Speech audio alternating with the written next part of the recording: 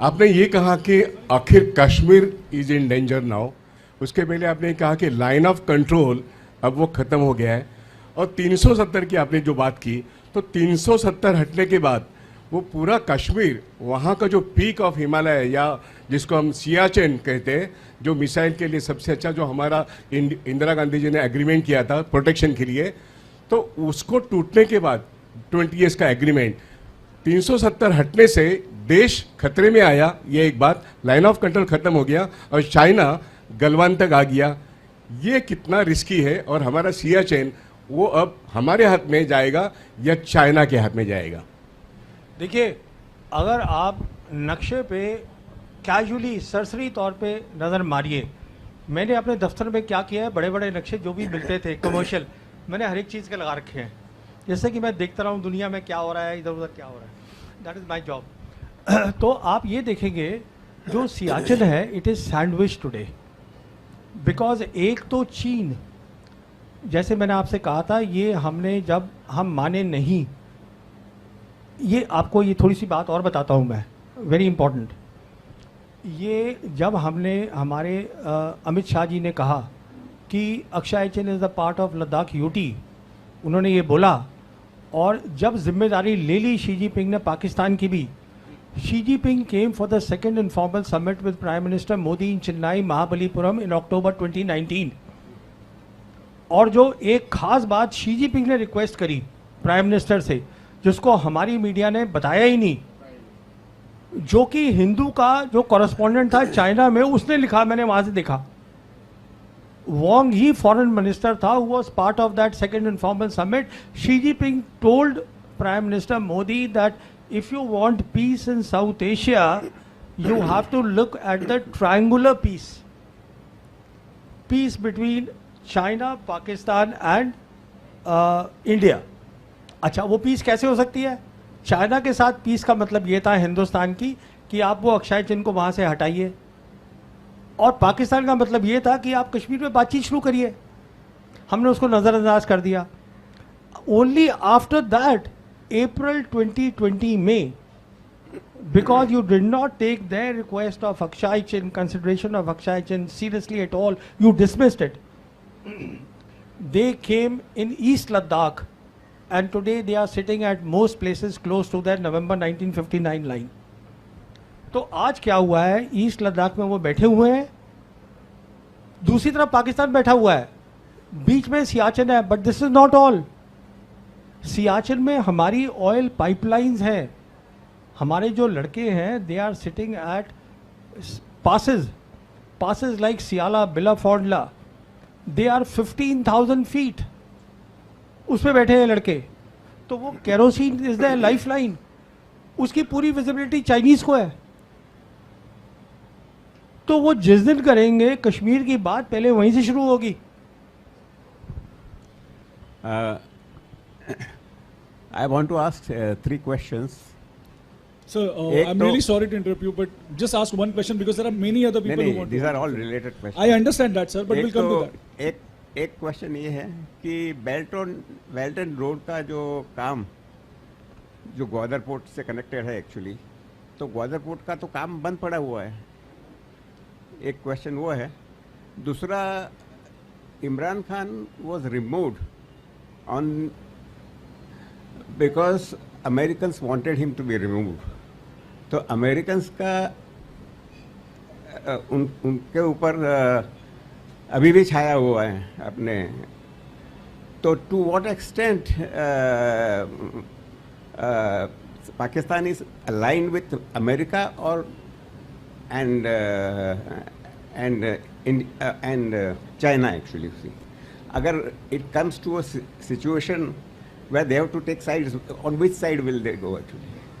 और तीसरा क्वेश्चन जो है ये रिलेटेड है कि ये जो UAVs का जो रशिया और उसमें जो इस्तेमाल हुआ है दोनों साइड से एक्चुअली, हैज़ इट चेंज? क्योंकि भाई सैटेलाइट का रोल उसमें कुछ कम हो गया है उसमें। अच्छा, देखिए, has it affected the satellite? I've got your questions. Now let me start with the first one very quickly. You know, perhaps you have missed a very important news.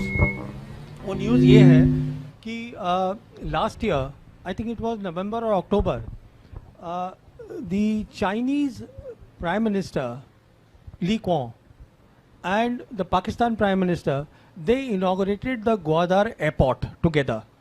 And perhaps you missed the news that they have laid a submarine cable from Gwadar to the east coast of Africa, and that goes to Europe. कहने का मतलब ये है, after operation सिंदूर profile बढ़ गई है पाकिस्तान की, China की डोमिनेंस साउथ एशिया में बढ़ गई है. कहने का मतलब ये है, अगर पाकिस्तान आज अपनी गवर्नेंस ठीक कर ले, this is a big if, this is their internal problem. Balochistan is not a military problem. If they can get their governance correct, and that is what the Chinese have been telling them for a long time, then their geopolitics, आप देखिए कहाँ जा रही है. आप वहाँ से खड़े होके ग्वादार से, you see the entire West Asia, what they call Middle East, you see the Central Asian republics, और कश्मीर जो है, अगर आप ध्यान से देखिएगा तो वो सेंट्रल एशियन रिपब्लिक्स के साथ लैंडलॉक्ड है. तो इंडिया को तो वो स्ट्रेटेजिकली बिल्कुल अलग कर सकते हैं. That is the answer to your first question. Second question आपका पॉलिटिकल है, मैं पॉलिटिकल सवालों के जवाब नहीं देता. थर्ड क्वेश्चन आपका है यूएवीज के ऊपर. देखिए, यूएवीज का अलग रोल है, सैटेलाइट का अलग रोल है. They are not aligned, you know, they are entirely different. In fact the future of UAV is artificial intelligence in UAVs where. अच्छा, आपको एक और बात बताऊं. पिछले हफ्ते president Putin has announced that we are now building a army, a robotic army as a separate arm. तो मैंने एक किताब लिखी है, the last war, that came out in 2022, where I have shown a scenario that how the humanoid robots will be there in the battlefield. और ये सब मुकम्मल होगा in the next 2-3 years, because the Chinese and the Americans today are leading in humanoid robots, that along with driverless cars, and the third thing जिसको आप सोच नहीं पाएंगे, Chinese have started a new thing called low earth economy. उसका मतलब ये है कि ज़मीन से लेके और 1 किलोमीटर की हाइट तक, now they are using that for economic purposes like robo taxis, and they are saying that by 2030 this will give them $20 billion. तो देखिए ये क्या होता है टेक्नोलॉजी में, पहले आपको आइडिया चाहिए होता है, इमेजिनेशन चाहिए होती है, then you work on that. That is how you innovate. Chinese are doing it. I have So just please. one question. Do you think suspension of Indus water? Sir mike चालू आहे, जवळ घेऊन बोला फक्त. हां, हाँ. तोंड. I have just one question. Here. Do you think suspension of Indus water treaty is a wrong decision? Sorry, do I think what? Suspension of Indus water treaty is a wrong decision, do you think? No, we haven't suspended it. We have put in abeyance. That basically means that the data will not be shared between the two countries, so they will not have the forewarning. Because देखिए, Pakistan is a agriculture economy, कि वो drought होगा, कि floods आ जाएंगे वहाँ पर. If there is no exchange of data, official उनको नहीं बता रहे, हम नहीं बता रहे, plus we are threatening them कि हम अपने रिजर्वॉयर्स बना लेंगे. वो आप कुछ नहीं बनाएंगे, because they take time and investments, और तब तक चाइनीज़ विल कम इन. तो हमने बेसिकली जो किया है, it doesn't go well with our profile of wanting to become a major power. ये छोटे मोटे मुल्क होते हैं ना, इधर उधर कुछ कर दिया types. When you are a major power, you have to think big. That's my thinking. Right. So Firoz, basically, I if think, you can sit down because we are going live. Oh, sorry, and we are coming in front. sorry. Thank you. no, I thought, okay. No, I think Lavrov coming to India for the RIC is very, very important. India needs to come back on track on the BRICS issue. G7 is not our home actually. That's one part. The second thing, you mentioned a very important term called mowing the lawn. People here may not be aware, but that's an Israeli term for what they regularly do in Gaza and the West Bank. So this Israeli mentality that is coming into our government, that is also a reason for the loss that we faced in the current Sindoor operation. We think that Pakistan is some kind of a Gaza or something. It's not true. The third element, I think we need to go beyond this term of terrorism as a central problem. It is in for the world because we have ISIS and Al-Qaeda ruling in Syria, and those are the terrorists that America has brought into Syria. And the point being that I think it's high time that we realize that what they do in Kashmir to the Lashkar-e-Taibas and the whatever, we are doing with the same thing with the BLA and the Tehrik-e-Taliban over there. So it's a cross-border terrorism on both sides, and it's high time that the peace movement in India spoke on the issue. See, that's all I like to say. request you Thank to ask question. No, that's all I like. Thank you. It doesn't matter. You know, I just want to make one clarification. See, Sergei Lavrov is not coming for RIC alone. In my assessment, he is coming for the coming visit of President Putin. President Putin is supposed to this year, because we have this agreement that there's a summit meeting, alternate, you know, in Moscow and India, in Delhi. So it's President Putin who is supposed to come here, and plus, of course, he's coming here to resolve other issues. In my estimation, the two big issues are that India needs more of S-400s, India needs more of BrahMos technology, and India needs to, and the Russians need to hear from the Indians about the de-dollarization move that is going on in BRICS. Because as I said, the BRICS summit is there on the 6th-7th July.